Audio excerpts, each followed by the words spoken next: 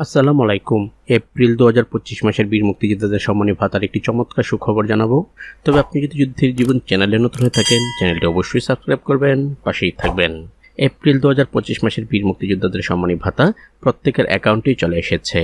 জীবিত বীর মুক্তিযোদ্ধা এবং মৃত বীর মুক্তিযোদ্ধা পরিবারের প্রত্যেকের অ্যাকাউন্টেই দেওয়া হয়েছে ২০,০০০ টাকা করে। আপনারা এই মুহূর্তে ব্যাংক থেকে সেই টাকাটি উঠাতে পারবেন।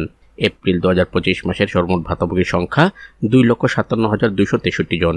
এই ২,৫৭,২৬৩ জন ভাতাভোগীর অনুকূলে ২০,০০০ টাকা হারে সর্বমোট বিতরণ করা হয়েছে ৩৯২,৮৪,৫৩,৬৮৯ টাকা। সর্বমোট ৫৫২টি উপজেলার মধ্যে এপ্রিল ২০২৫ মাসের বীর মুক্তিযোদ্ধাদের সম্মানী ভাতা বিতরণ করা হয়। চলতি ২০২৪-২৫ অর্থ বছরের বাজেটে বীর মুক্তিযোদ্ধাদের পূর্ণাঙ্গ তথ্য সম্বলিত এমআইএস এর ভিত্তিতে জি2পি পদ্ধতিতে ইএফটি প্রক্রিয়ার মাধ্যমে এপ্রিল ২০২৫ মাসে সম্মানী ভাতা বিতরণ করা হয়েছে। বীর মুক্তিযোদ্ধা সম্মানী ভাতা বিতরণ আদেশ ২০২০ অনুযায়ী এই সম্মানী ভাতা প্রদান করা হচ্ছে বিদায় বাংলাদেশ মুক্তিযোদ্ধা কল্যাণ ট্রাস্টের আওতাধীন শহীদ যুদ্ধাহত খেতাবপ্রাপ্ত বীর মুক্তিযোদ্ধাগণ এ বরাদ্দপত্রের আওতায় প্রদত্ত ভাতা প্রাপ্য হননি।